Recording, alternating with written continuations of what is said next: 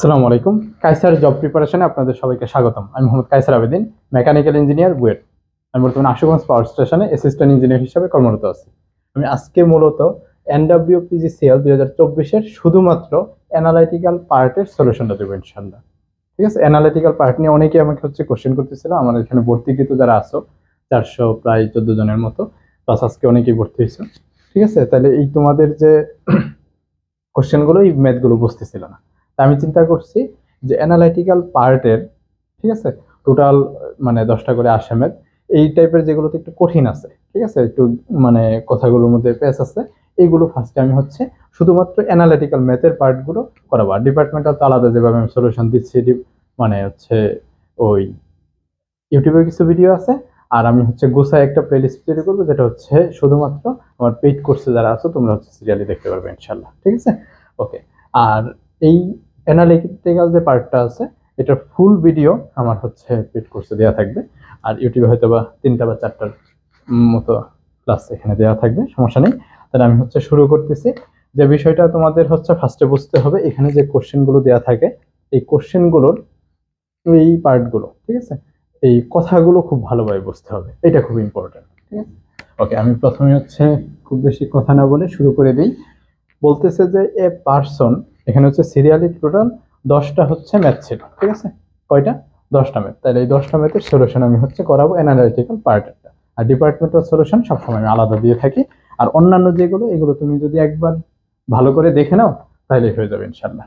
তাহলে এই প্রথম যে ম্যাথটা, এটা যদি আমি দেখি, a person has a certain amount of money, অর্থাৎ একজনের কাছে একটা সার্টেন অ্যামাউন্ট টাকা আছে। তাহলে আমি ধরে নিলাম যে একজনের কাছে টাকা আছে, সেই টাকাটার কি পরিমাণ? এক্স পরিমাণ।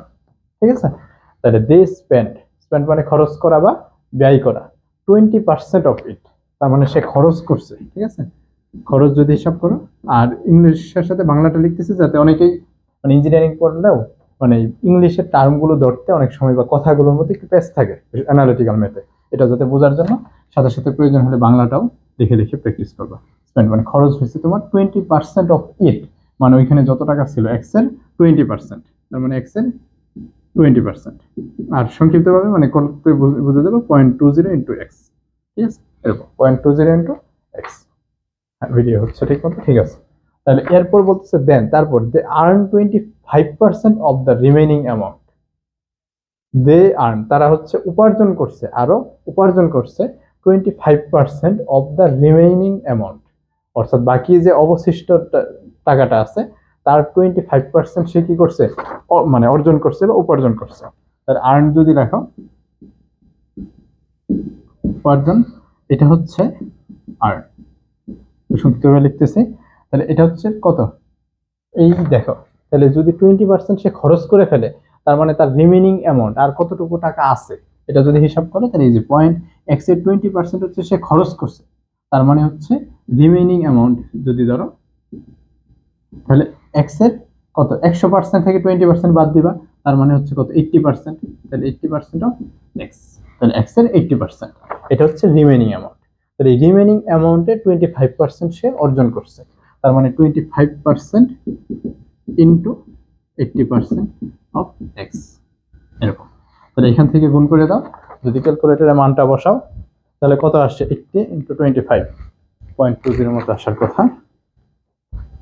80 ইন্টু, আচ্ছা, তাহলে এখান থেকে মানটা আসলো, ঠিক আছে। তাহলে 0.20 ইন্টু এক্স, এই তার উপার্জন। তাহলে বলতেছে যে এই remaining amount, what percentage of the initial amount does the person have left now. এই লাস্টের কথাটা একটু বাংলাটা ভালো করে বুঝতে হবে, যে হোয়াট পার্সেন্টেজ, তার মানে কত পার্সেন্ট আছে, অফ দ্য ইনিশিয়াল অ্যামাউন্ট, প্রথমে যে তার কাছে টাকা ছিল, তাহলে প্রথমে তার কাছে কত টাকা ছিল, এই জিনিসটা একটু বুঝো। যে প্রথমে তার কাছে ছিল মূলত এই এক্স টাকা, এক্স টাকা, তাহলে এটা তার initial amount. Does the person have left now, মানে অর্থাৎ মানে তার কাছে আর কত টাকা অবশিষ্ট আছে। তাহলে সে একটা নির্দিষ্ট অ্যামাউন্ট ছিল, এখান থেকে সে খরচ করে ফেলছে, পাশাপাশি সে আরো কিছু টাকা কি উপার্জনও করছে। তাহলে এই টোটাল উপার্জনের টাকা এবং যতটুকু টাকা তার মধ্যে ছিল, এই সব মিলিয়ে এখন কত টাকা আছে, আর ইনিশিয়াল অ্যামাউন্টে কত ছিল, তার পার্সেন্টেজ কত। তার মানে সংক্ষিপ্তভাবে যদি বলি, what percentage of the initial amount does the person have left now, ব্যক্তির কাছে প্রাথমিক পরিমাণের কত অংশ অবশিষ্ট আছে। লাস্ট কথার মিনিংটা এটা। তাহলে ব্যক্তির কাছে আর কতটুকু অবশিষ্ট আছে? ফার্স্টে দেখো টোটাল অ্যামাউন্ট, মানে এখন টোটাল অ্যামাউন্ট ব্যক্তির কাছে অবশিষ্ট আছে কতটুকু। দেখো 20% সে খরচ করে ফেলছে, তার মানে তার কাছে আছে অলরেডি কত? 80% টাকা। পাশাপাশি সে আর উপার্জন করছে কত? এই এর রিমেনিং অ্যামাউন্টের 25%, মানে 0.20 ইন্টু এক্স, দ্যাট মিনস তার হচ্ছে 0.80 ইন্টু এক্স প্লাস, এটা সরাসরি লিখে দেবো, মানে পরীক্ষার হলে এইভাবে লিখতে হবে 0.25 ইন্টু 0.80 ইন্টু এক্স, মানে এই টাকাটা, বা সরাসরি এটা লিখলেও হবে। তাহলে এই হচ্ছে তার, তাহলে 0.80 ইন্টু 0.20, এটা মানে কত আসে? Into 1 into x. তাহলে পার্সেন্ট, আচ্ছা এটা একটু উপরে লিখে, তাহলে পার্সেন্টেজ যদি বের করো, তাহলে এই হচ্ছে তার কাছে আছে টোটাল অবশিষ্ট টাকা কত আছে? এক্স। তার মানে X 1 into X by initial টাকা কত ছিল? এক্স পরিমাণ। তাহলে এত পার্সেন্টেজ চাইছে 100%। 100% মানে এখান থেকে এক্স এক্স কাটা, তার আনসার হচ্ছে 100%। এই হচ্ছে আনসার। আশা করি জিনিসটা বুঝতে পারছো। তারপরে কারো কোনো কোশ্চেন থাকলে অবশ্যই তোমরা হচ্ছে এই কমেন্ট করবা। আর যারা পেইড কোর্স আছে তারা অবশ্যই এই যে ভিডিওগুলো দেওয়া হচ্ছে ওই অনুযায়ী ওইখান থেকে তোমরা হচ্ছে কোন কোন জায়গায় সমস্যা হচ্ছে স্ক্রিনশট নিয়ে টেলিগ্রাম গ্রুপে দেবো, আমি হচ্ছে আনসার দিয়ে দেবো ইনশাআল্লাহ। ওকে, তাহলে 1 নাম্বার ডান। এখানে কারো কোনো কোশ্চেন থাকলে বলি, একটু দ্রুত করলাম। আমি সারাদিন হচ্ছে ডিউটি করছি, মর্নিং ডিউটি ছিল 2টা পর্যন্ত ডিউটি করছি, তারপরে আবার একটা হচ্ছে আজকে মিটিং ছিল এডি অ্যাডমিনে, তো এই মিটিং শেষ করে আসছি সন্ধ্যায়, আবার হচ্ছে এখন এই ভিডিওটা তাড়াতাড়ি করতেছি, আবার হচ্ছে ব্যাডমিন্টন খেলা আছে আমার, 13 তারিখ টুর্নামেন্টে খেলা আছে, সব মিলে একটু ব্যস্ততা যাচ্ছে, পাশাপাশি কোর্স তো আছেই, তোমাদের মানে ভর্তি করানো নিয়েও আজকে একটু বেড়া যাচ্ছে, অনেকেই ভর্তি হচ্ছে আলহামদুলিল্লাহ। তারপরে যারা ভর্তি হতে যাচ্ছ এই সামনে আর ওই রকম অফার পাবা না, অতএব দ্রুত ভর্তি হয়ে যায়, ঠিক আছে। আচ্ছা 2 number, 1 pipe can fill a tank, অর্থাৎ একটা ট্যাঙ্কের মধ্যে, এই ম্যাথটা সহজ, ঠিক আছে। 3 নাম্বার ম্যাথটা একটু কঠিন আছে, এটা করাই দেবো। আচ্ছা তাহলে এই ম্যাথটা একটু তাড়াতাড়ি করে দিচ্ছি, অর্থাৎ একটা দিয়ে মানে নর্মালি যে মেশিন মোটর দিয়ে, মনে করো এখানে একটা মোটর আছে, এই মোটর থেকে পানি ঢুকতেছে, তাহলে 1 pipe can fill a tank in 3 hours, 3 ঘন্টা এটা ভরতে পারে। আরেকটা পাইপ আছে যে দিকটা ডিসচার্জ হচ্ছে, এটা সাকশন ডিসচার্জ হচ্ছে, এটা দিয়ে মনে করো পানিটা 6 ঘন্টায় খালি হয়, আর এটা 3 ঘন্টায় পূর্ণ হয়। বলতেছে 2টা পাইপ যদি একই সাথে, মনে করো এটা ভরতেছে আবার এই দিক দিয়ে বের হয়ে যাচ্ছে, একই সাথে 2টা পাইপ খুলে দিলে এখানে এই টোটাল পানিটা ভরতে কতক্ষণ লাগবে, ঠিক আছে। এই ম্যাথগুলো অনেক সময় ইচ্ছা করে স্যাররা এই টাইপের ম্যাথ দিতে পারে, একটু বুয়েটের পরীক্ষার হলে একটু চেঞ্জ করে দেয়। মনে করো আমি বললাম যে একটা পাইপ হচ্ছে ভরতে লাগতেছে হচ্ছে 3 ঘন্টা, খালি হইতে লাগতেছে 2 ঘন্টা, জিনিসটা বুঝলো। 3 ঘন্টায় ঢুকতেছে, 2 ঘন্টায় খালি হয়ে যাচ্ছে। তাহলে একটা পাইপ যদি ট্যাঙ্ক যদি মানে টোটাল ফিল হইতে 3 ঘন্টা সময় লাগে, আর খালি হইতে যদি 2 ঘন্টা সময় লাগে, মানে তাড়াতাড়ি খালি হয়ে যাচ্ছে, ট্যাঙ্ক কতক্ষণে ভরবে? এটা ট্যাঙ্ক কোনোদিন ভরবে না। এইভাবে যদি 2টা পাইপ একই সাথে খালি করে দেয়, এটা কোনোদিনই ভরবে না। আনসার হবে নান বা আনডিফাইন্ড। আশা করি জিনিসটা বুঝতে পারছো। কিন্তু এখন তুমি বুঝতেছো যে হ্যাঁ একটা পাইপ মানে পানির ট্যাঙ্কি যদি এটা মনে করো বন্ধ আছে, বন্ধ, তাহলে 3 ঘন্টায় পূর্ণ হবে। আর যদি এটা মনে করো সম্পূর্ণ পূর্ণ আছে, এটা বন্ধ, নর্মালি এটা টোটাল খালি হইতে কত 6 ঘন্টা সময় লাগে, ধীরে ধীরে খালি হয়। তার মানে যদি একই সাথে 3 ঘন্টায় পূর্ণ হয়ে যায়, আবার এটাও খুলে দেয় 6 ঘন্টার হিসাবে, তার মানে ভর্তি হবে কিন্তু সময়টা কি বেশি লাগবে, এটা বের করতে বলতেছে, ঠিক আছে। আশা করি এই পর্যন্ত বুঝতে পারছো, তাই আমি একটা করে দিচ্ছি। তাহলে ফিল হয়, এটা সংক্ষিপ্তভাবে করলে হবে 1/3। কিভাবে? এটা আমরা নর্মালি জানি যে 3 ঘন্টায় 3 আওয়ারে পূর্ণ হয় 1 বা সম্পূর্ণ অংশ, তাহলে 1 ঘন্টায় পূর্ণ হয় কতটুকু? 1/3 অংশ। তাহলে ফিল।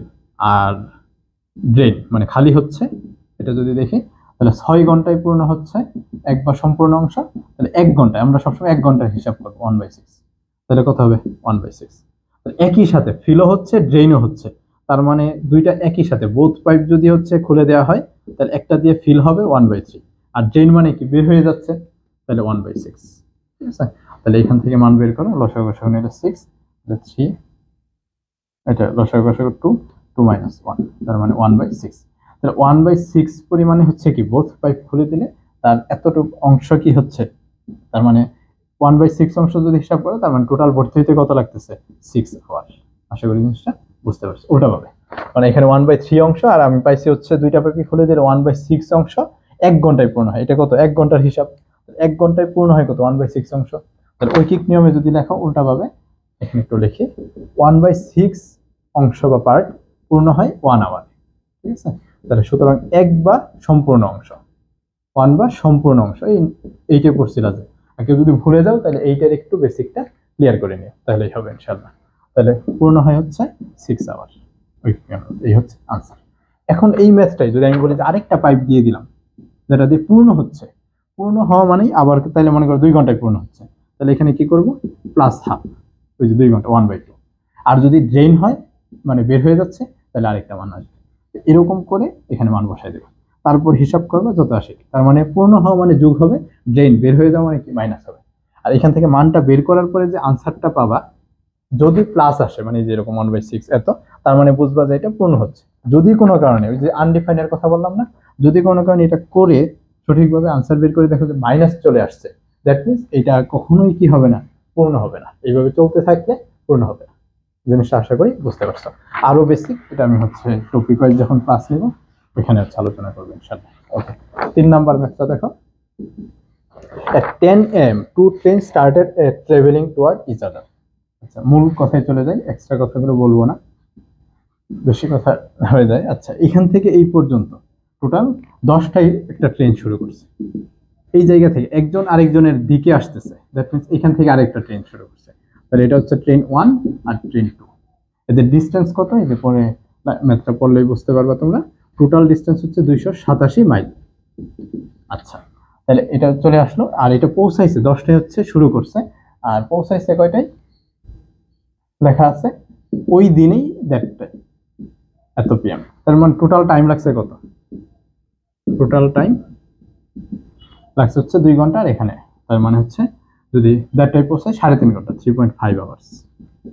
এটা আশা করি সবাই জানার কথা, অথবা মিনিটেও কনভার্ট করলে হবে, সমস্যা নেই। আচ্ছা, তার মানে 10টা থেকে শুরু করছে, তাহলে 12টা পর্যন্ত 2 ঘন্টা, আরো হচ্ছে কত 1.5 ঘন্টা, তার মানে কত হলো 3.5 ঘন্টা। এইভাবে আমরা বের করে ফেললাম, তাহলে টোটাল টাইম হচ্ছে 3.5 ঘন্টা। তার মানে একটা এখান থেকে একটা ট্রেন শুরু করছে, টোটাল ডাকটা আমি বলতেছি।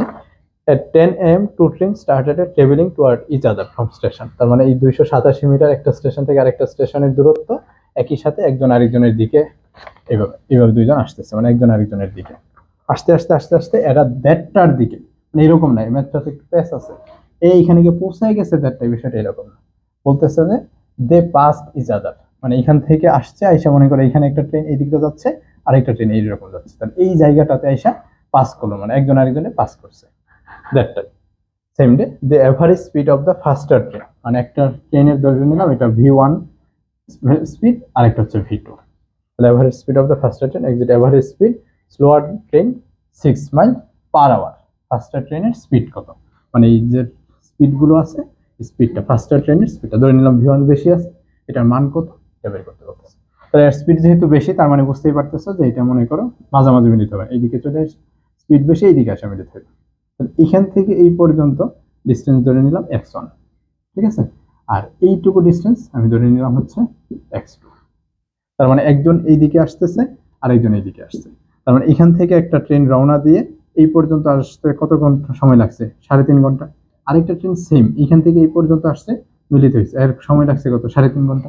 তার মানে সময় টি এর মান T1 এবং T2 দুইটা ট্রেনের জন্যই সেম। আশা করি জিনিসটা ক্লিয়ার। আচ্ছা, x1 প্লাস x2, x1 ধরে নিলাম, x2 ধরে নিলাম, তাহলে 287, অথবা অনেকে x ধরে, আরেকটা হচ্ছে 287 মাইনাস x ধরে, তাহলে হবে, সমস্যা নেই। তাহলে x1 প্লাস x2 287।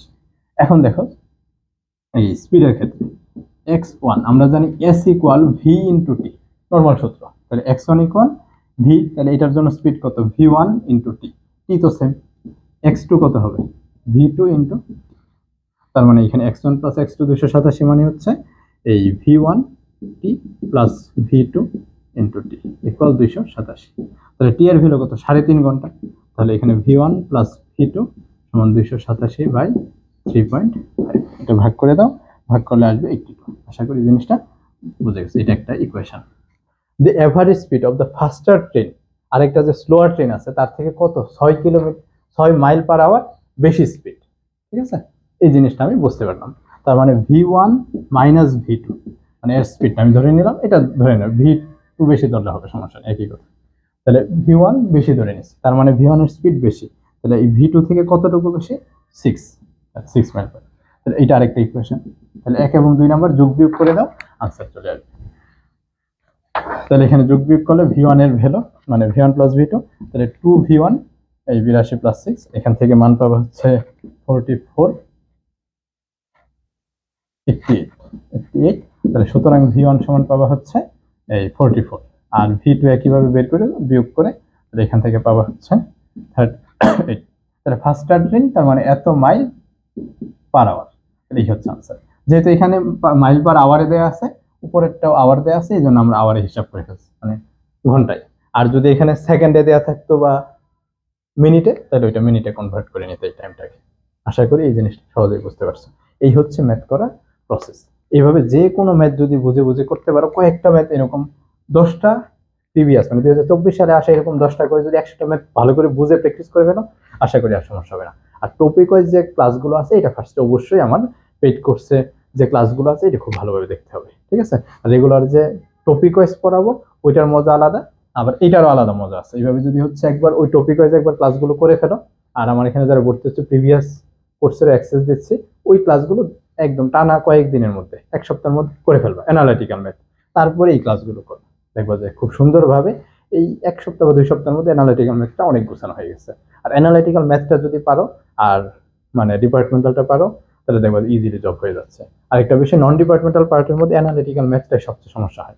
এখানে 2-3টা ম্যাথ যদি পেরে যাও, দেখবা যে তোমার মানে ভাইবা ভালো দিলে জব হয়ে যাবে। অতএব যে কোনো জায়গায় কোন সময় টার্নিং পয়েন্ট হয় এটা বলা যায় না। অতএব কোনো কিছুকে কম গুরুত্ব দিলে হবে না, শুধু ডিপার্টমেন্টাল নিয়ে পড়ে থাকলে হবে না। অ্যানালিটিক্যাল ম্যাথ দুইটা প্রসেস, আমার হচ্ছে টপিক ওয়াইজ ক্লাসগুলো করবো, পাশাপাশি এখানে যে ক্লাসগুলো আছে, ঠিক আছে, মানে এই এক একটা 2024 সালে আসা 10টা করে যে কোশ্চেন, এগুলো সলভ করবো আমি। এরকম করে করে সবগুলো কোশ্চেন আমি দিয়ে দিব তোমাদের ইনশাল্লাহ। এরকম করে করে ভিডিও 10টা ভিডিও দেখলে মোটামুটি একদম টু দা পয়েন্টে বেসিক ক্লিয়ার হয়ে যাবে ইনশাল্লাহ। আর এক্সট্রা যে যে টাইপের কোশ্চেন আসতে হবে আলোচনা করে দিব ক্লাসে। সবাই ভালো থাকবা, আল্লাহ হাফেজ, আসসালামু আলাইকুম ওয়া রাহমাতুল্লাহ।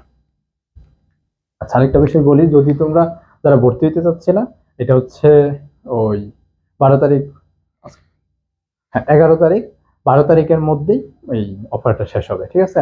অ্যাসিস্ট্যান্ট ইঞ্জিনিয়ারদের জন্য 2999 টাকা, সাব অ্যাসিস্ট্যান্ট ইঞ্জিনিয়ারদের জন্য 1499 টাকা, এটা হচ্ছে অফার প্রাইস। আর যারা ভর্তি হতে চাচ্ছ দ্রুত ভর্তি হয়ে যায়, এত চিন্তা করেন, একটা বছর ফুল সার্ভিস পাবা, ডিপার্টমেন্টাল নন ডিপার্টমেন্টাল যতটুকুই তুমি সার্ভিস পাও না কেন, এটা তোমার টাকা তার থেকে বেশি উসুল হয়ে যাবে ইনশাল্লাহ। আর জব পেয়ে গেলে পুরোটাই উসুল, বুঝতে পারছো? অতএব ভালো করে পরিশ্রম করো, আর এত দ্বিধাদ্বন্দ্ব না থেকে অল্প কিছু অ্যামাউন্ট, 2টা বা 3টা বই কিনলেই টাকা চলে যায়, একটা বা 2টা অ্যাপ্লিকেশন করলেই চলে যায়। অতএব তোমরা যদি ভর্তি হও, আমি আরো ইন্সপায়ার্ড হই, মানে আমার মানে যত বেশি স্টুডেন্ট হবে পড়াইতেও ভালো লাগবে, এটা একটা বাস্তবতা। প্লাস হচ্ছে তোমরা উপকার পাবা। অতএব যারা হচ্ছে এত দ্বিধাদ্বন্দ্ব না থেকে ভর্তি হয়ে যাও, আশা করি তোমাদের উপকার হবে। পাশাপাশি আমিও মানে পড়ানোটা আমার নেশার মতো, সর্বোচ্চ চেষ্টা করবো তোমাদের এই 2025 সাল সর্বোচ্চ সার্ভিস দেওয়ার জন্য, ঠিক আছে?